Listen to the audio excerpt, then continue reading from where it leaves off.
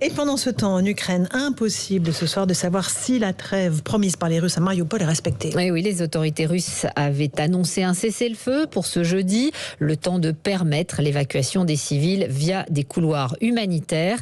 Kiev a envoyé des dizaines de bus sur place, Zoé Pallier. Oui, 45 bus dépêchés en tout. 17 sont partis ce matin de Zaporijjia. C'est à un peu plus de 200 km de Mariupol.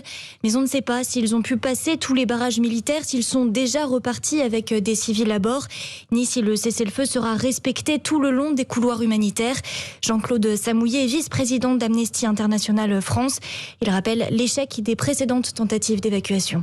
Il y en a eu d'autres également à Irpin. Nous avions documenté le 6 mars que dans un point d'évacuation, un convoi de 12 véhicules avait été pris sous les tirs. Donc nous sommes vraiment très très inquiets sur la volonté de maintenir un cessez-le-feu efficace et de maintenir la sécurité pour ces couloirs humanitaires. L'Élysée estime en tout cas que les quelques heures de cessez-le-feu annoncées ne sont pas suffisantes pour permettre l'évacuation dans de bonnes conditions, c'est-à-dire en garantissant notamment la sécurité des ONG en charge des opérations. Cet après-midi, devant le Parlement belge, Volodymyr Zelensky a quant à lui insisté sur le sort des 160 000 civils bloqués à Mariupol. Il manque d'eau, de nourriture, d'électricité, tout ce qui est nécessaire pour survivre, a résumé le président ukrainien.